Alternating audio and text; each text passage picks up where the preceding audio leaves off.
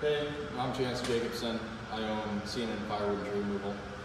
This is my brand new BOBCAT L28 articulated loader. When I was going to purchase this, I couldn't find any good videos on really anything about the whole machine, other than a couple that just kind of went over the bare bones of it, and that was about it. So I figured I'd make a little video of going over what I think of it so far. There's 40 hours on it so far, so I'll start with the things I like about it. Since it articulates, it doesn't tear up the yard at all. Like, we were working in an irrigated yard, it didn't tear up anything. It's crazy what this thing can lift and not leave a divot in the yard either. The way that my dealer ordered it with the big, wide turf tires, that really I think was a really good decision. And every wheel has its own motor, so everything kind of spins independently. So when you're steering, you know, every tire, one can rotate backwards, the other can rotate forwards when you turn it, unlike a skid loader. But it's just crazy what you can do. It'll turn within like a 3 foot diameter. It's actually crazy. But the other really nice things I like about it is the boom does extend an extra 2 feet, which 2 feet doesn't sound like much, but you need the extra 2 feet when you need it. There isn't any AC on this machine, but there is a fan, so that does help. But you can take off the windows by pulling one pin, opening the window, and just lifting up. This window's out, the back window's out, and then your other door can be out. I mean, it's really easy. And the front window wiring harness and 4 bolts, and it's out. It's honestly really easy. So that's really nice. Like I said, you do have a fan, and that really does help. Just trying to stay cool. And when we were working in a job here in town, I don't know, it was probably average out about 100 degrees. And there's a guy sitting in it pretty much all day with the fan on, door open, windows open. He was just fine. But I did get the weight kit with it because I was kind of skeptical about how light it was on the rear end. So I did get that. And that's a really good decision. The only bad part about having the extra weight back here, there's more weight added back here from the weight kit than there is on my T66. Way more. If you're all the way turned with no attachment at the front and you go forward, you can bring the front tires up in the air like without an issue, which cool, not great. I wish I would have ordered they make a drill guard for the back here to protect like this little mesh, because it's pretty flimsy, you know, your radiator's right there, so you want to be as protected as you can be there without hurting airflow. So I am going to order a guard for that. Back here in the engine compartment, it's pretty packed in there. The engine is way down here. To pull the dipstick, you got to reach all the way down to the dipstick and pull it out, which isn't that big of a deal. But you know, your center of gravity is going to be way lower that way, with everything as low as possible. So your lift capacity increases there too. But I would say I'm probably not going to keep it once it's out of warranty. I might buy the extended warranty, but I'm not keeping it super long after, because the only way that we could figure out to pull the engine would be to separate the back half from the front, and that does not sound like fun. So any little issue is not a big deal, but it does have a Kubota, so that is good. They do run good and run long. So that's pretty much it back here.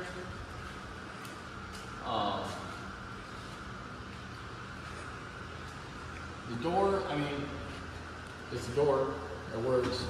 All you gotta do to pull it off is use the gas cylinder there, pull that off, lift up, it's off. It's not a wiring harness, nothing there. Then going into the cab here, I mean, it's an awkward shape to get in and out. The first few times you get in and out of it, but after you do it a couple times, you know what motion you have to do to get in and out without hitting your head on something. And I'm a fairly tall guy, but I can fit in here pretty comfortably. Granted, the seat's all the way back, but I mean, I'm comfortable in here. It's not bad at all. One complaint I do have for sure is that the foot pedals that go back and forth, like down here, they're fairly close together, so I'll catch myself hitting both of them at the same time. Like, even if they were half an inch further apart, you know, it'd be way easier, way simpler, but I mean, that's a small detail, and you can always customize it, change it to however you want. Everything else on the cap's pretty nice. You know, you get your standard screen, which has like your lights, your engine RPM, hour meter, that type of stuff.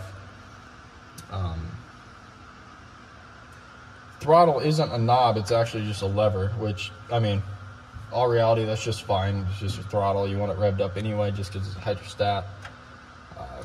The far right rocker switch is your third auxiliary for your hydraulics, like your grapple, your brush hog, whatever you want. And then the left one is for your extension on your boom. One thing that would be just a little bit handier, a little bit more comfortable, is if this, like, your armrest here came out like another inch or two. That would be nice, but that works good the way it is. The horn switch is in a pretty undesirable position, because if you have your phone in your pocket and you're going over rough terrain, you're going to end up bumping into it and hitting it all the time. Obviously, it hasn't annoyed me enough to pull a fuse yet, but I've been thinking about it. Got one little cup holder back here.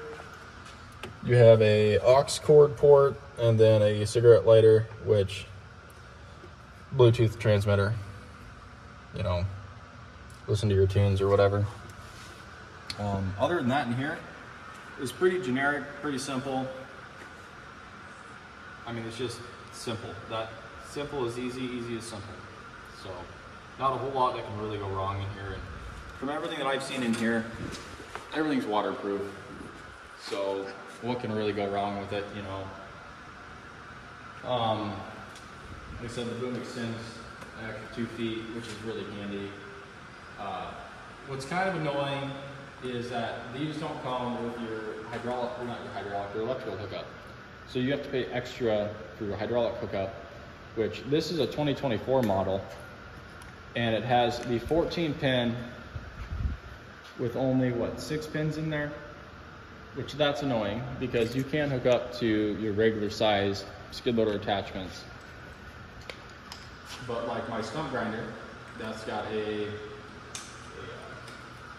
7 plug instead of a 14, so I can't run that unless I get an adapter, which kind of sucks. Is what it is. Buy the adapter, be done with it. I guess one of the videos that I had seen, there was a guy complaining about how much slop there was in this boom. So when I read through the manual, they actually said if there is slop, you can measure it with a feeler gauge and then get shims to add in there to make it tighter. And like I said, I only have 40 hours on this thing, so it's not really that used, but there really isn't any slop at all. Now, to a couple of things that like just really are just kind of annoying more than anything is that these lines that run your hydraulic BOBCAT, quick catch, whatever you want to call them, all of those lines are down here in a T. And the T isn't like a screwable T, it's a crimped T. So say you blow this 1 foot long line here. Not only do you have to replace this one line and these 2 fittings, you have to replace the T, the 2 fittings on this line, and the 2 fittings on this line, because they're all crimped together. Which, granted, at some point they are going to break, but it's going to be more expensive to fix. That's about the only downside, really. The My T66 has the case strain, and they were teed together like that too. And I already had that issue where one broke off. Fix it, replace it, do it better than what the factory did it. It's just fun. The grease zerks on this thing, there's maybe, the dealer told me 5, but I think there's like 7 or 8 grease zerks on this entire machine, which I'm not really a huge fan of, because you really can't maintenance it. When it's wore out, replace it, which good and bad there, but I just rather grease a pivot point than not. But what do you do? Another thing is too, all of this, I don't know, all the body panels are just plastic, which good, bad, you know, if you want metal, they're gonna dent, and this is just gonna break. So break and crack. You know, you can kind of look at it from either perspective, but I think I would have rather had metal than plastic, but it is what it is. Obviously, this loader has a big divot for the loader arm, which, good, bad, I don't know. We haven't had an issue with anything getting stuck in there yet and going down with it and crunching everything. Yeah, I mean, there's going to be stuff that's going to get caught up in there all the time. That's the only bad part about it. Then on this side, they put your cylinder lock that goes up in the cylinder to hold it up in the air when you're working on it. Well, you get anything like a big log, we were trying to roll a log so I could cut underneath of it, cut the other side of it, I guess, get all the way through it, roll back, and it just barely tickled the bolt that holds that on. So that's going to get moved to a different location, because that's, yes, it's handy, it's right there, but you need to put it in a better spot.